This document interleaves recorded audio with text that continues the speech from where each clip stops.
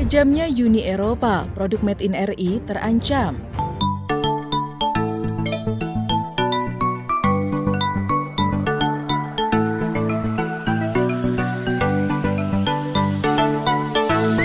Assalamualaikum warahmatullahi wabarakatuh. Welcome back to my YouTube channel Lebas Studio. Bagi Anda yang first time di channel ini, saya ucapkan selamat datang. Welcome to my YouTube channel. Selamat bergabung di channel ini.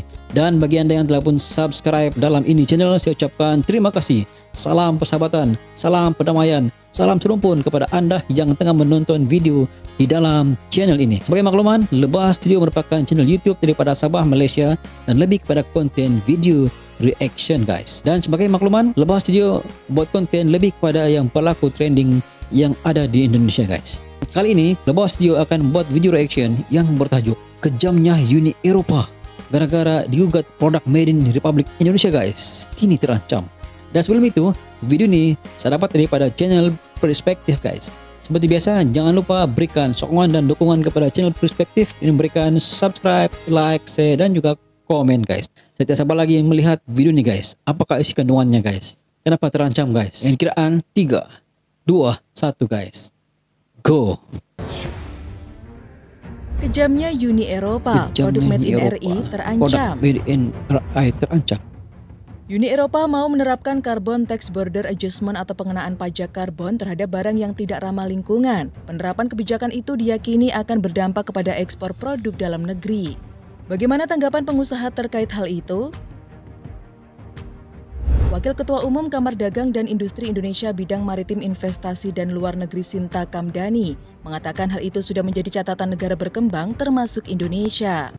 Bahkan menurut dia, United Nations Conference on Trade and Development atau UNCTAD pun menyampaikan laporan kebijakan Uni Eropa terkait border adjustment measure atau salah satu mata turunan dari kebijakan ramah lingkungan Uni Eropa akan berpotensi menciptakan trade barrier utamanya bagi negara berkembang, sebab hal itu tidak mendukung tercapainya target agenda iklim di level multilateral atau global. Menurut Sinta, meskipun menghormati dan memahami bahwa pasar Uni Eropa memiliki demand yang lebih tinggi terhadap bisnis praktis atau konsumsi produk yang ramah lingkungan. Menurut dia, produk-produk ekspor RI sudah lama terkena kampanye hitam dari sisi lingkungan. Semua itu karena ada kesalahan persepsi di pasar Uni Eropa. Seperti produk kayu-kayuan dan produk kertas karena ada kesalahan persepsi di pasar Uni Eropa, di mana SVLK atau FLEGT tidak diterima sebagai standar sustainability meskipun kita sudah MRA atau Mutual Recognition Assessment. Padahal sertifikasi SVLK RI sudah dijamin ketat menjadi standar legalitas dan sustainability produk dari kayu untuk ekspor ke Eropa. Menurut Sinta, masalah tersebut cukup mengkhawatirkan karena semakin banyak khususnya saat ini produk apa saja yang dipersepsikan tidak ramah lingkungan. Untuk itu, selain jadi tergugat, Indonesia juga berposisi sebagai penggugat di WTO dalam sengketa ekspor minyak sawit dan produk turunannya seperti biodiesel. Gugatan diajukan terhadap kebijakan Renewable Energy Directive II atau RED II dan Delegated Regulation Uni Eropa. Kebijakan-kebijakan tersebut dianggap mendiskriminasikan produk kelapa sawit Indonesia. Diskriminasi dimaksud berdampak negatif terhadap ekspor produk kelapa sawit Indonesia di pasar Uni Eropa. Direktur Jenderal Perdagangan Luar Negeri Kemendak Indrasari Wisnuwardana menjelaskan, melalui kebijakan RED II, Uni Eropa mewajibkan mulai tahun 2020 hingga tahun 2030 penggunaan bahan bakar di Uni Eropa berasal dari energi yang dapat diperbarui. Selanjutnya, Delegated Regulation yang merupakan aturan pelaksana RED II mengategorikan minyak kelapa sawit ke dalam kategori komoditas yang memiliki Indirect Land Use Change atau ILUC berisiko tinggi.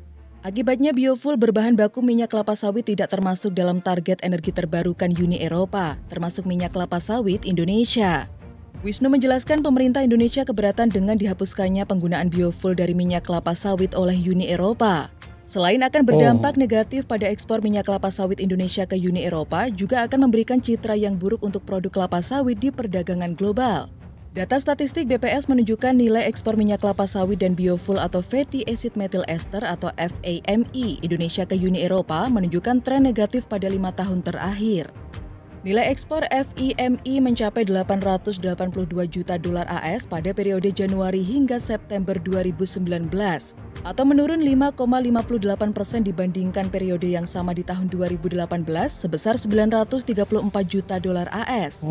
Sementara nilai ekspor minyak kelapa sawit dan FIMI ke dunia juga tercatat melemah 6,96%. Dari 3,27 miliar dolar AS pada periode Januari hingga September 2018 menjadi 3,04 miliar dolar AS secara tahunan atau year on year.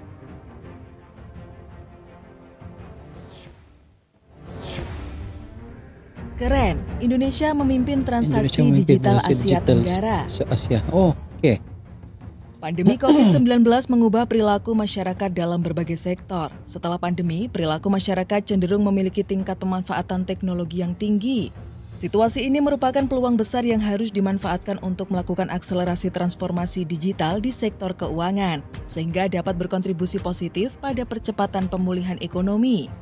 Menteri Koordinator Bidang Perekonomian Airlangga Hartarto menyatakan, ekonomi digital di Indonesia akan terus mengalami peningkatan, termasuk menjadi salah satu pemain utama di kawasan Asia Tenggara atau ASEAN. Ia menegaskan pemerintah saat ini mendorong percepatan transformasi digital di seluruh aspek panjang aktivitas ekonomi, terutama aktivitas ekonomi digital. Bahkan saat ini 41,9% transaksi ekonomi digital di Asia Tenggara berasal dari Indonesia. Pada tahun lalu saja angkanya sudah menyentuh 44 miliar US dollar atau setara 660 triliun rupiah dengan kurs 14.340 rupiah per dolar. Sementara itu, uang elektronik dan perbankan digital diproyeksikan masing-masing akan mengalami peningkatan sebesar 35,7% year on year dan 30,1% year on year. Vintage lending turut mengalami perkembangan pesat di mana outstanding pinjaman pada Agustus 2021 tercatat meningkat signifikan menjadi 26,09 triliun rupiah, dengan total pinjaman baru sepanjang tahun 2021 mencapai 101,47 triliun rupiah. Ekonomi digital di Asia Tenggara sendiri telah mencapai nilai 105 miliar US dollar tahun lalu. Setelah Indonesia ada Thailand dengan nilai ekonomi digital sebesar 18 miliar US dollar. Disusul Vietnam sebesar 14 miliar US dollar, Malaysia sebesar 11,4 miliar US dollar, Filipina sebesar 7,5 miliar US dollar, dan Singapura sebesar 9 miliar US dollar. Adapun kata Menko Airlangga, nilai transaksi digital di Indonesia telah menembus 44 miliar rupiah per hari ini, tertinggi disumbangkan oleh sektor e-commerce.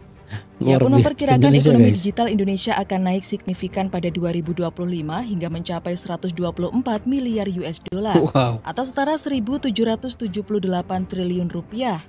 Sementara itu, ekonomi digital Asia Tenggara mencapai 309 miliar US dollar pada tahun yang sama. Menko Airlangga menjelaskan munculnya dua perusahaan rintisan atau startup tersebut tak lepas dari dampak pandemi COVID-19, mengingat adanya potensi besar untuk memfasilitasi kebutuhan masyarakat terkait pendidikan dan kesehatan melalui pemanfaatan teknologi. Selain itu, ekonomi digital Indonesia dinilai memiliki potensi lainnya yang dapat dikembangkan, seperti EduTech dan HealthTech. Pada 2020, digitalisasi pendidikan di Indonesia melalui aplikasi ponsel pintar dapat menaikkan jumlah pengguna hingga 200%. Sedangkan digitalisasi sistem kesehatan dapat menjangkau 20 juta pengguna baru. Untuk menyeimbangkan hal tersebut, Airlangga mengklaim pemerintah mengadakan program untuk pengembangan sumber daya manusia di dalam sektor digital melalui program khusus, seperti Digital Leadership Academy, Digital Talent Scholarship, dan Gerakan Nasional Literasi Digital. Di balik peluang inovasi yang besar, Indonesia juga masih memiliki sejumlah tantangan yang harus diatasi agar dapat menciptakan ekosistem ekonomi digital yang baik. Indeks Inovasi Global Indonesia tahun 2020 menunjukkan posisi Indonesia berada di ranking ke-85 dari 131 negara. Sementara Indeks Literasi Digital Indonesia tahun 2020 berada pada skala sedang. Pemerintah juga mendorong hadirnya bank digital di tanah air. Saat ini, aturan terkait bank umum diatur dalam POJK nomor 12 tahun 2021 tentang bank umum yang mengelompokkan bank berdasarkan modal inti. Bank dikelompokkan menjadi 4 kelompok bank berdasarkan modal inti atau KBMI, yaitu 1. KBMI 1, modal inti sampai dengan 6 triliun rupiah. 2. KBMI 2, modal inti antara 6 triliun rupiah hingga 14 triliun rupiah. 3. KBMI 3, modal inti antara 14 triliun rupiah hingga 70 triliun rupiah. Dan 4. KBMI 4, dengan modal inti lebih dari 70 triliun rupiah. Adanya aturan umum ini membuat banyak bank buku satu yang melakukan merger untuk memenuhi persyaratan modal yang naik secara signifikan seiring dengan perkembangan dan transformasi ekonomi digital. Saat ini sejumlah perusahaan finansial teknologi atau fintech membeli bank buku satu dan mengubahnya menjadi bank digital. Wow. Demikianlah video daripada channel Perspektif guys. Secara keseluruhan dalam video ini jelas memperlihatkan bahwa Uni Eropa sengaja membuat pelbagai syarat bagi mengekang produk made in Republik Indonesia ini menguasai pasaran dunia guys. Dalam masa yang sama juga Indonesia bukan saja meningkatkan kemampuan dalam mengeluarkan produk bahan mentah, tapi dalam dunia digital pun Indonesia terus maju ke hadapan guys. Dan jelas terlihat bahwa dalam video ini mengatakan Indonesia telah pun menguasai di Asia tentang keuangan digital. Ini menunjukkan mereka telah pun peka kepada trending terkini guys. Sebab pada masa kini ramai sudah di kalangan warga yang membeli belah ataupun ke pasar, ke supermarket tidak membawa duit yang banyak guys. Mereka hanya membawa duit digital dalam telepon ataupun di dalam kad. Sekiranya ini dibuat, maka tidak ramai masyarakat yang membawa duit yang banyak sewaktu dalam supermarket ataupun pergi membeli belah guys. Apabila ini berlaku, maka secara otomatis digital keuangan itu berlaku di setiap tempat. Dan apabila ini terus berlaku, kita tidak pilihan. Kita terpaksa berubah daripada cara lama kepada cara baru.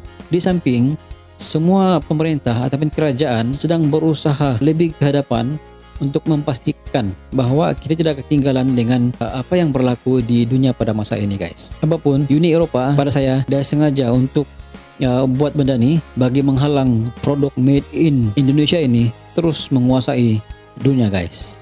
Anda mungkin mempunyai komen guys, Anda boleh komen di bawah. Sekian daripada Lebas Video, kita jumpa lagi di next video. Assalamualaikum, bye bye.